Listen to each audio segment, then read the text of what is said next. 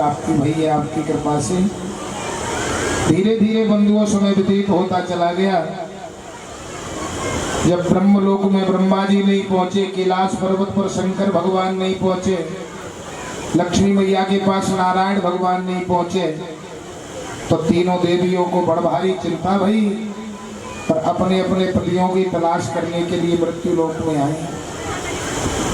भागवत जी में ऐसा वर्णन मिलता है कि तीनों की तीनों देवियां इकट्ठी भई, आपस में मंत्रणा करी और पूछा, बहन यदि हमारे पतिदेव लौट करके नहीं आए तो हमारा जीवन कैसे कटेगा।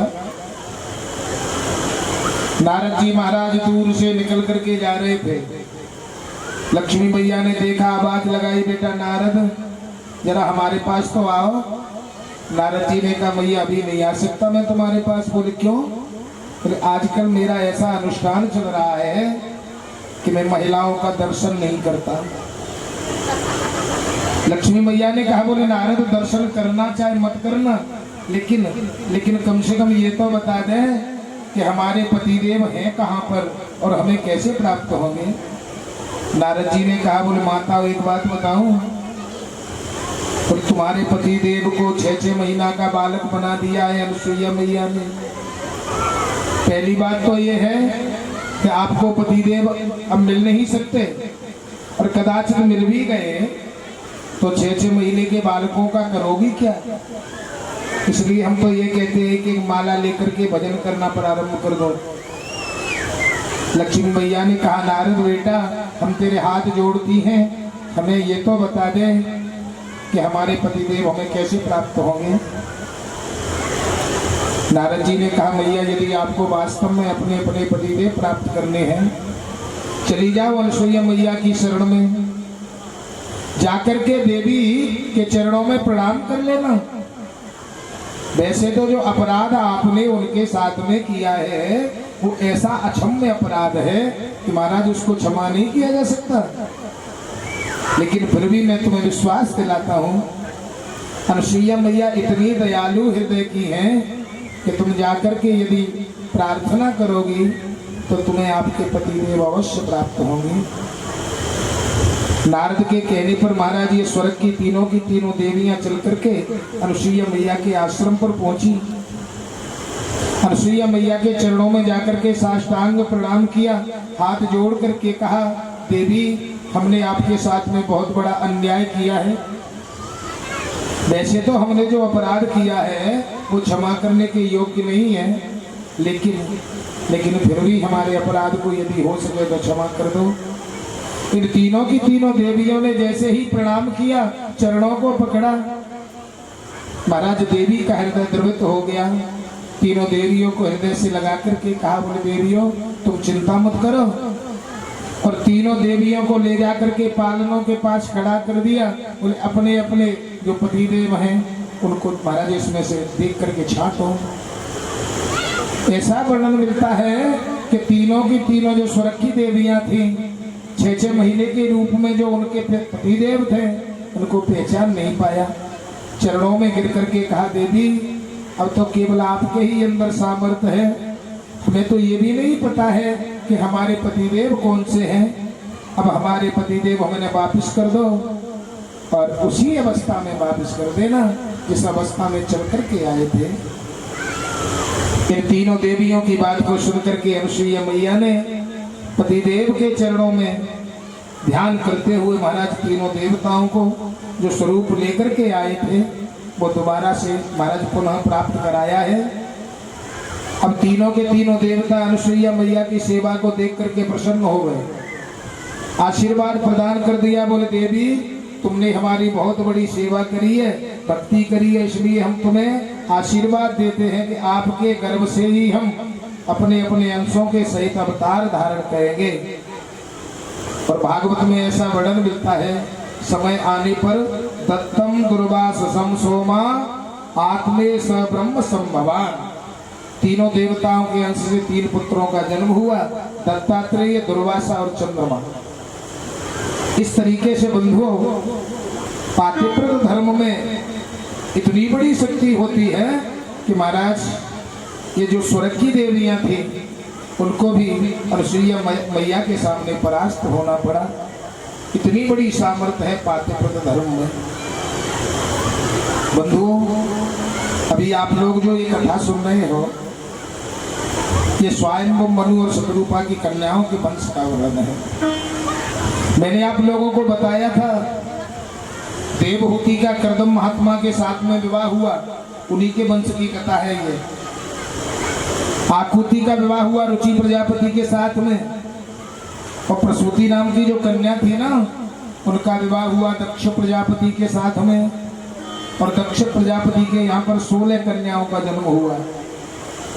उनमें से 13 तो महाराज धर्म के लिए ब्याई गई, और 2 जो पुत्रियां थी वो कश्यप महात्मा के लिए ब्याई गई, जिनका नाम था दिति और अदिति।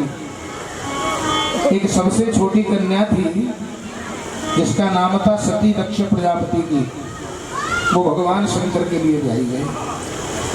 श्रीमान सुखदेव जी महाराज वर्णन कर रहे हैं, राजा परीक्षित, ये जो सबसे छोटी वाली कन्या थी ना, जो भगवान शंकर के लिए ब्याई गई है, एक दिन भगवान शंकर का और दक्ष प्रजापति का मनोन्मालिन्य हो गया, यानी झगड़ा हो गया दामाद और ससुर में। परीक्षित ने हाथ जोड़ करके प्रार्थना करी, स्वामी भगवान शंकर तो ऐसे सीधे देवता हैं कि जो कभी किसी से झगड़ा नहीं करते, और ससुर के साथ में लड़ाई कैसे भई, वो कथा हमें सुनाओ। तो सुखदेव जी महाराज वर्णन कर रहे हैं, भवे शीलवतां श्रेष्ठे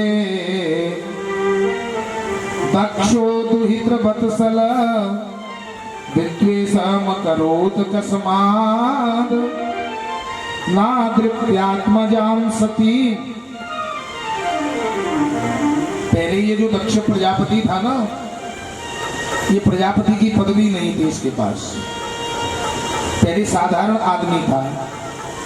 एक बार देवताओं का चुनाव हुआ, वोट पड़े, और दक्ष प्रजापति बन गए। एक बात कहें, पदवी का घमंड सबको आ ही जाता है। बाबा ने मानस में लिखा है, अस को जन्मा है जग माही, अस को जन्मा है जग माही, अस को जन्मा है जग माही, अस को जन्मा है जग माही। प्रभुता पाए जाए मत नारी, प्रभुता पाए जाए मत नारी, प्रभुता पाए जाए मत नारी, प्रभुता पाए जाए मत नारी। संसार में ऐसा कोई व्यक्ति नहीं है जिसे पद मिल जाए तो अहंकार आवे नहीं। दक्ष प्रजापति जैसे ही प्रजापति की पदवी मिली, एक बार देवताओं की सभा हुई, और दक्ष प्रजापति ने उसी सभा में प्रवेश किया। सभी देवताओं ने दक्ष प्रजापति को देख करके खड़े होकर के स्वागत किया, लेकिन 3 देवता बैठे रहे, ब्रह्मा जी, भगवान विष्णु और शंकर। दक्ष प्रजापति की दृष्टि उन तीनों देवताओं के ऊपर गई। विचार कर लिया, भगवान ब्रह्मा जी मेरे पिताजी हैं, भगवान विष्णु बाबा हैं, लेकिन भगवान शंकर तो मेरा दामाद है, और दामाद तो बेटे के बराबर होता है। ये बहुत अहंकारी हो गया है। ससुर को देख करके महाराज खड़े होकर के इन्होंने स्वागत नहीं किया। शास्त्र में पिता जो है 5 प्रकार के होते हैं, अन्नत्राता, भयत्राता, यस्मत् कन्या प्रदीयते। सबसे पहले नंबर के पिताजी वो होते हैं कि जिनके द्वारा हमारा भरण पोषण हो। भयत्राता, दूसरे नंबर के पिताजी ये होते हैं, हमारे जीवन में बहुत बड़ा संकट चल करके आ रहा है, और कोई व्यक्ति छाती ठोक करके कहे चिंता मत करो, हम तुम्हारा कुछ नहीं बिगड़ने देंगे, यानी भय से मुक्त करने वाला व्यक्ति पिता होता है।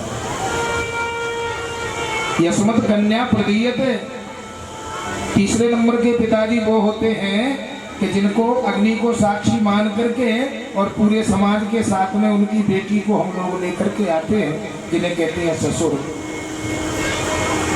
तीसरे नंबर के पिता। चौथे नंबर के पिता वो होते हैं जिनके द्वारा हमारा और आपका जन्म हुआ।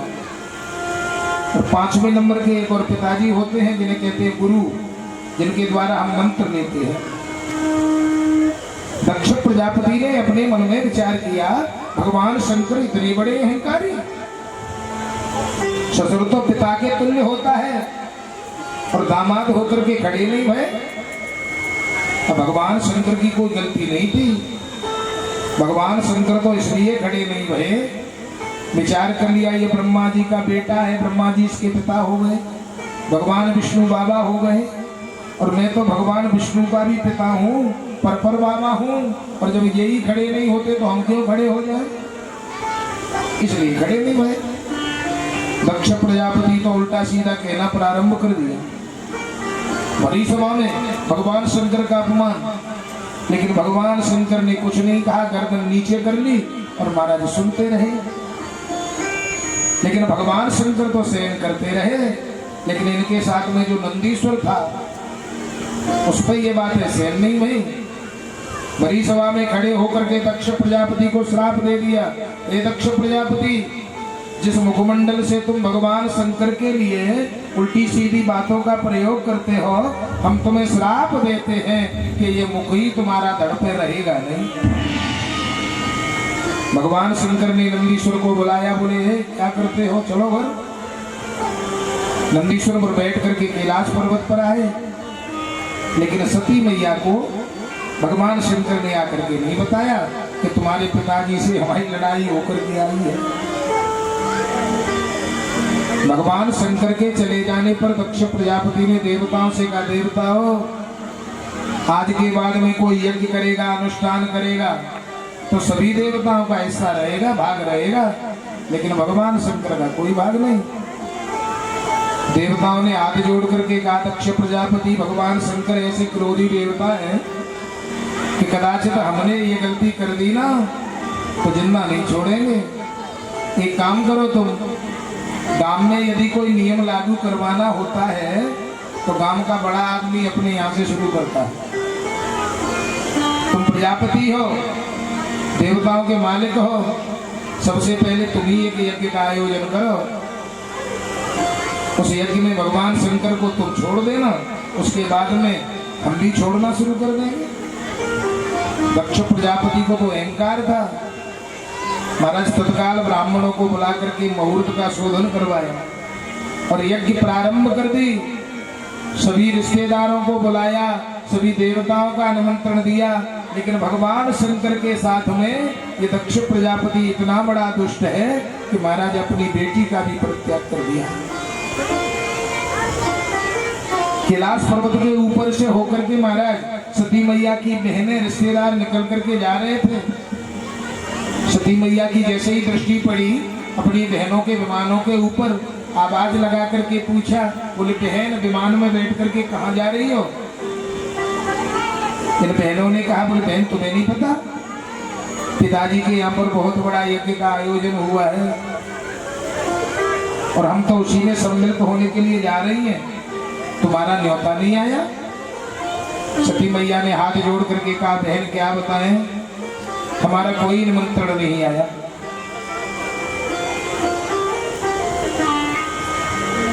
सती मैया इस बात का आश्चर्य करने लगी कि पिताजी सबसे ज्यादा प्रेम हमसे करते थे,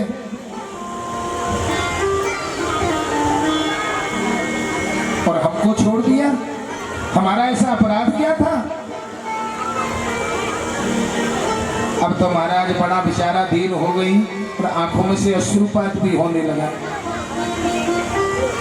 क्योंकि एक बात बताएं, इस बिटिया का जीवन ऐसा होता है कि महाराज ससुराल वाले यदि इसका परित्याग कर दें तो ये नहीं रह सकती बिना ससुराल के, और ससुराल में महाराज खूब सुख हो, लेकिन इसका जीवन अपने मायके के ऊपर भी आधारित रहता है। इस बिटिया का जीवन दो पहलुओं से चलता है।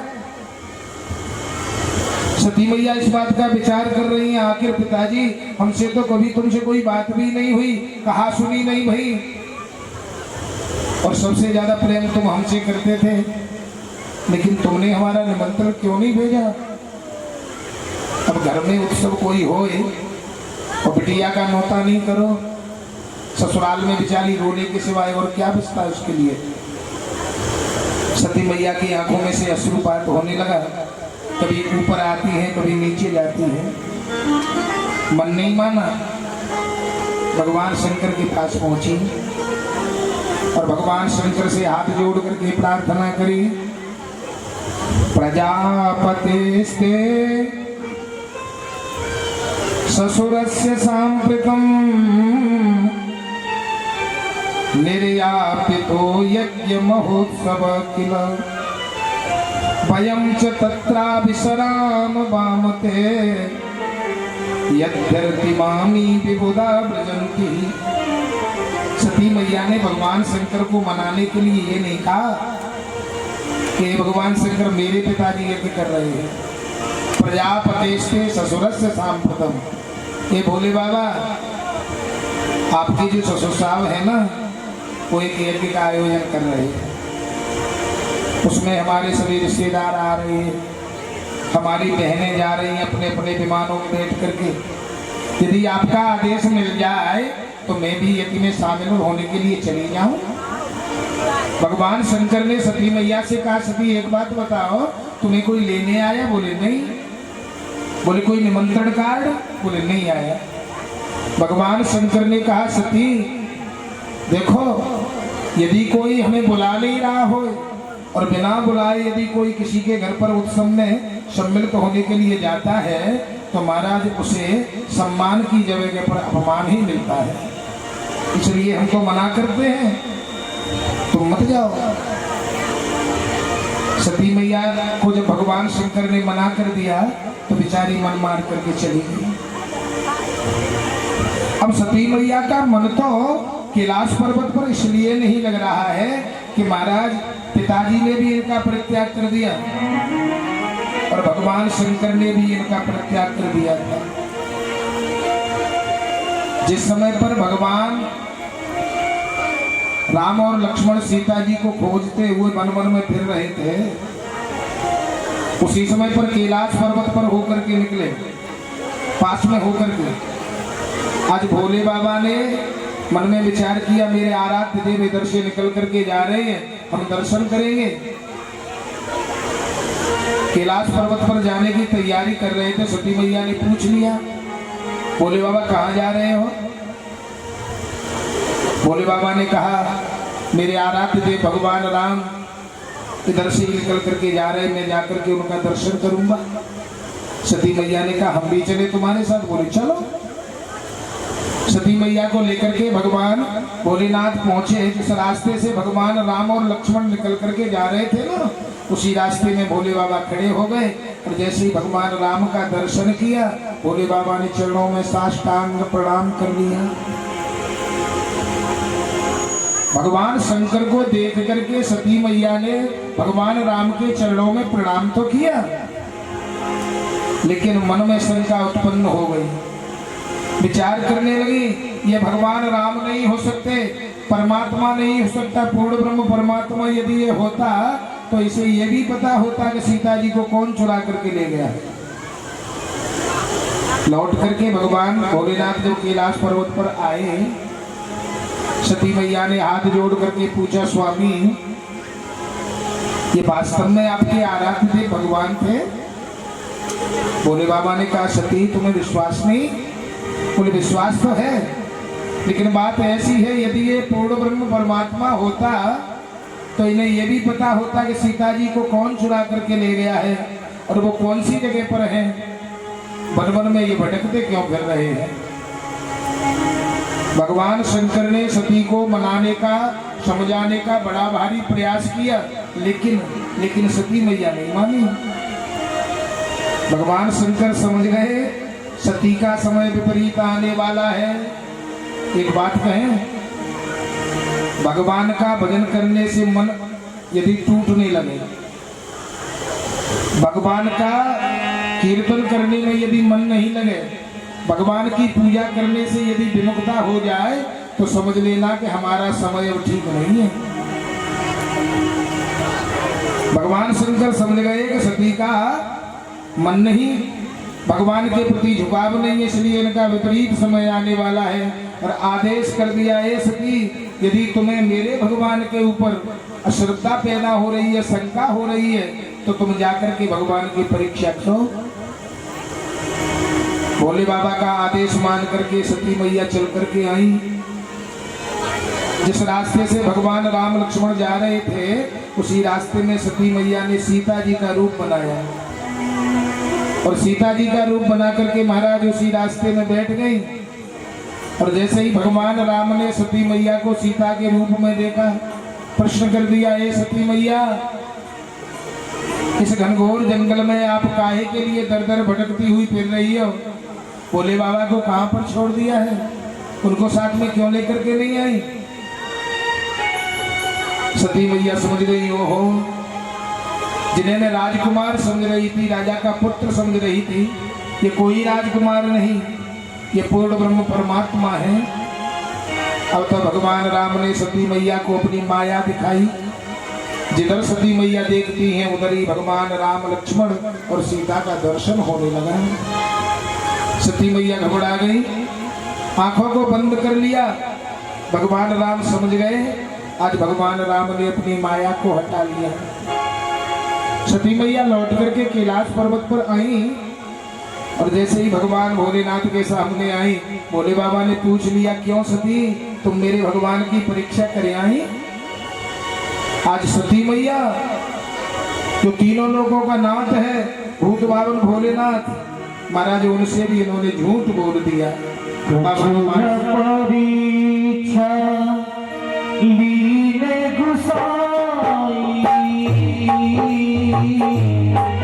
इतना कहकर के भगवान नारायण अंतर ध्यान हो गए।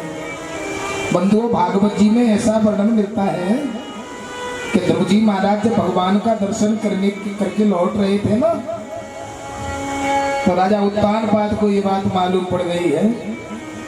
आज इसने सेवकों को बुला करके ढिंढोरा पिटवा दिया है। जितने भी ग्रामवासी हैं, समस्त ग्रामवासी मिलकर के ध्रुव जी महाराज का स्वागत करने के लिए चलो, मेरा ध्रुव भगवान की प्राप्ति करके लौट रहा है। राजा उत्तानपाद ने रथ सजवाए, हाथी घोड़ा सजवाए, समस्त स्त्री बालक बूढ़े बड़े जवान जितने भी नगर निवासी थे, सभी के सभी महाराज तैयार हो गए। राजा उत्तानपाद ने एक रथ सुनीति मैया के लिए भिजवाया। सुनीति मैया उसमें बैठ करके आई। आज सुरची मैया केवल नगर में एक ऐसी महिला थी जिसका नाम था सुरची। महाराज उससे राजा उत्तानपाद ने नहीं कहा कि तू भी हमारे साथ चल, लेकिन महाराज ये इतनी अभागिनी थी, इसको बड़ा भारी पश्चाताप हुआ। और जब ये जाने की तैयारी कर रहे थे ना, उसी समय पर ये चल करके आई और सुनीति मैया के आकर के चरणों में गिर पड़ी और रो रो करके कहा, बहन, वैसे तो मैंने इतना अपराध आपके पुत्र के साथ में किया है कि महाराज ये अक्षम्य अपराध है, इसको कोई भी माँ सहन नहीं कर सकती, क्षमा नहीं कर सकती, लेकिन कदाचित यदि थोड़ा सा भी तू मेरे ऊपर दया कर रही हो तो मेरा भी मन करता है, तुम यदि कहो तो मैं भी ध्रुव के दर्शन करना चाहती हूँ, तो मुझे आदेश कर दो। सुनीति मैया ने सुरजी को हृदय से लगाया और हृदय से लगा करके कहा, बहन कैसी बात करती है, अरे तू जिसे तीखे शब्द समझ रही है, यदि तू मेरे ध्रुव को बुरे शब्दों का प्रयोग नहीं करती तो मैं ध्रुव को वन में नहीं भेजती, और वन में नहीं जाता तो भगवान की प्राप्ति नहीं होती। बहन, मुझे इस बात का कोई भी क्रोध नहीं है, मैं तो तेरे ऊपर बहुत नाज कर रही हूँ, यदि तू नहीं होती तो मेरा बेटा ध्रुव भगवान की प्राप्ति नहीं करता, तू मेरे साथ चल, हम दोनों मैया चल करके ध्रुव जी महाराज का स्वागत करेंगे। एक ही रथ में सुनीति और सुरची बैठ करके आई और महाराज उधर से ध्रुव जी महाराज जिस तरीके से शेर चलता है वन में, उसी तरीके से महाराज पैदल पैदल आ रहे थे। आज ध्रुव जी महाराज ने दोनों मैयाओं को एक साथ में देखा। ध्रुव जी महाराज ने विचार कर लिया अब मुझे कौन सी मैया के चरणों में जाकर के पहले प्रणाम करना चाहिए? यदि सुनीति के चरणों में मैंने पहले प्रणाम कर लिया तो सुरसी नाराज हो जाएंगे, लज्जित हो जाएंगी कि मेरे चरणों में प्रणाम नहीं किया। आज ध्रुव जी महाराज ने बिल्कुल भगवान राम की तरह किया। 14 वर्ष के बाद में जब भगवान राम लौट करके अयोध्या में आए तो महाराज कौशल्या और सुमित्रा, ये दोनों मैयाएं भगवान की प्रतीक्षा करके बाहर निकल करके आई। लेकिन कैकेयी मैया को अपने मन में इतना बड़ा पश्चाताप है कि मैं भगवान के सामने किस मुख से पढ़ूं, मैंने ही तो 14 वर्ष का वनवास मांगा है। तो लज्जित हो गई कैकेयी मैया। लेकिन भगवान राम ने जब कैकेयी मैया को नहीं देखा तो महाराज विचार कर लिया कि कैकेयी मैया से पहले यदि मैं कौशल्या के घर चला गया, यदि सुमित्रा के घर चला गया तो कैकेयी भगवान राम से इतना प्रेम करती थी कि महाराज 1 मिनट में प्राण त्याग देती। जिन कैकेयी को हम अभागिनी कहते हैं, महाराज इतना दोष कैकेयी का था नहीं। भगवान राम के कहने पर उन्होंने 14 वर्ष का वनवास दिया था भगवान राम के लिए। आज भगवान राम कौशल्या मैया के यहाँ पर नहीं गए, कैकेयी मैया के यहाँ पर नहीं गए, सबसे पहले कहाँ पर गए हैं? कैकेयी मैया के यहाँ पर। प्रभु जानी कैकेयी न जानी, प्रभु जानी कैकेयी न जानी, प्रभु जानी कैकेयी न जानी, प्रभु जानी कैकेयी न जानी। सासु प्रथम गए भवानी, सासु प्रथम ग्रह गए भवानी, सासु प्रथम गए भवानी। सासु प्रथम ग्रह गए भवानी। आज भगवान राम चल करके कैकेयी मैया के घर पर पहुंचे। ऐसा ही तो ध्रुव जी महाराज ने किया। ध्रुव जी महाराज समझ गए यदि मैंने सुनीति मैया के चरणों में प्रणाम कर दिया, सुरुचि नाराज हो जाएगी, लज्जित हो जाएगी। आज महाराज सबसे पहले जाकर के सुरुचि मैया के चरणों में प्रणाम किया, उसके बाद में सुनीति मैया के चरणों में प्रणाम किया। आज बहुत बड़े हाथी पर, सबसे जो बड़ा हाथी था उस पर बिठाल करके बड़े भव्य स्वागत के साथ में राजा उत्तानपाद ध्रुव जी महाराज को अपने नगर में लेकर के आए और महाराज राजगद्दी पर स्थापन कर दिया है और चले गए वन में, और वन में जाकर के भगवान का भजन करना प्रारंभ कर दिया है।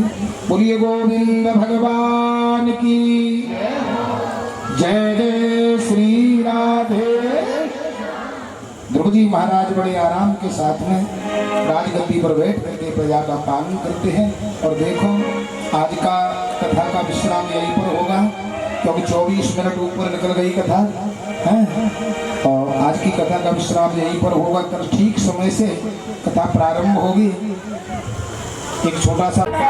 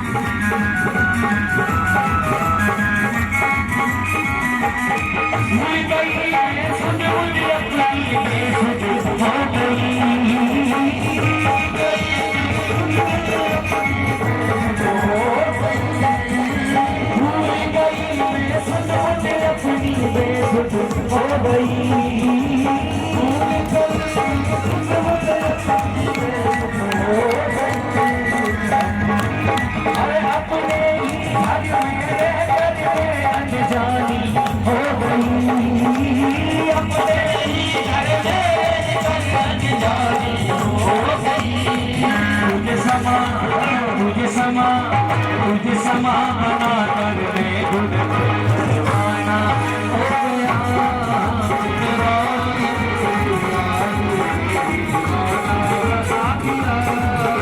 हमारी मेरी यारी दीवाना बना दिया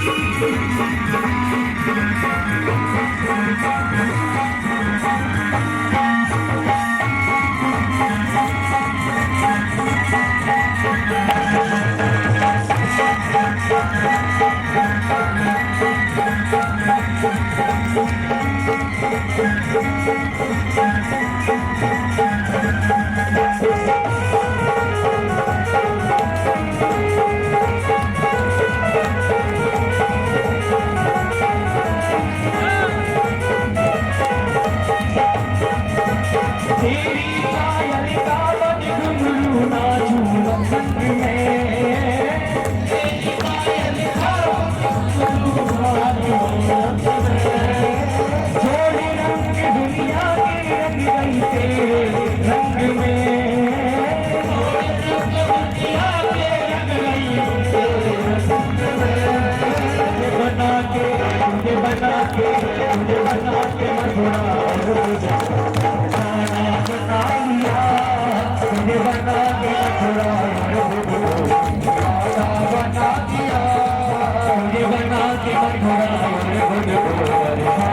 बना दिया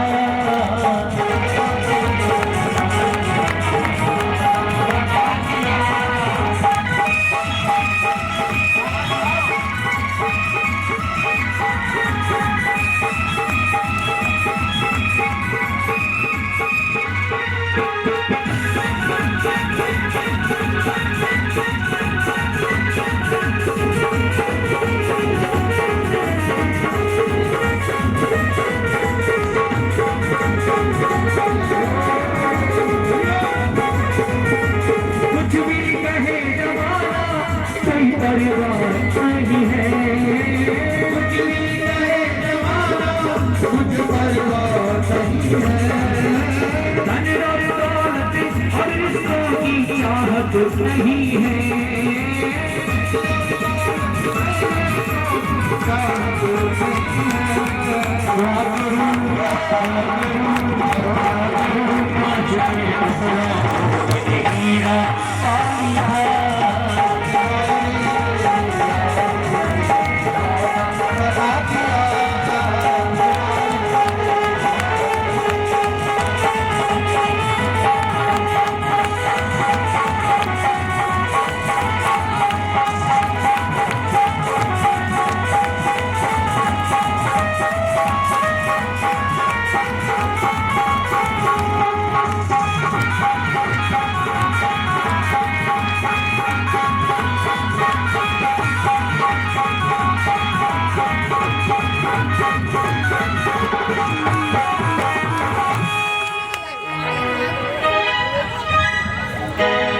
चंद्रमावन सोजागतचो सूर्यो अजायतः श्रोत्रावायस्य प्राणस्य मुखादग्निर्जायतः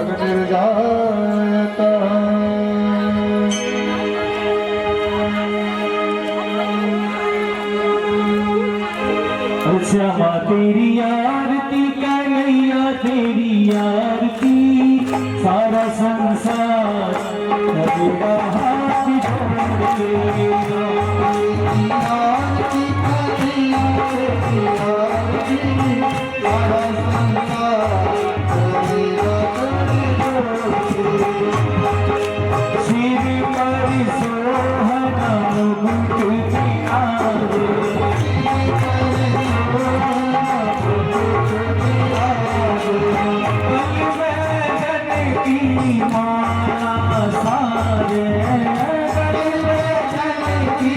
माला सारे और फूल के हार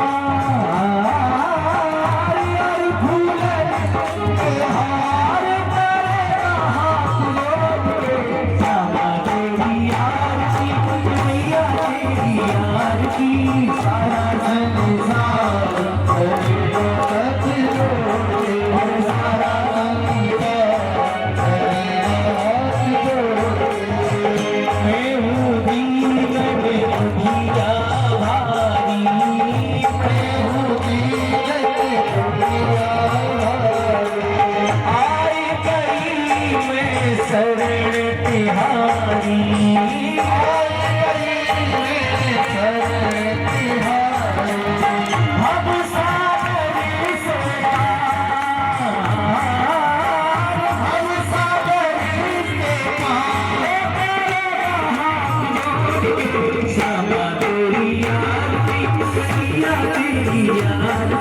सारा संसार करेगा हाथ जोड़ के, सारा संसार करेगा हाथ जोड़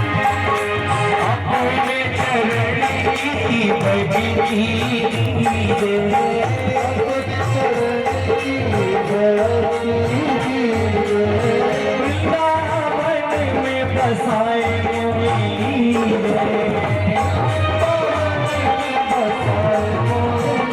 अरे भाभी साहब अरे भाभी सही दिए जो आरती गावे श्री राम भगवत पाए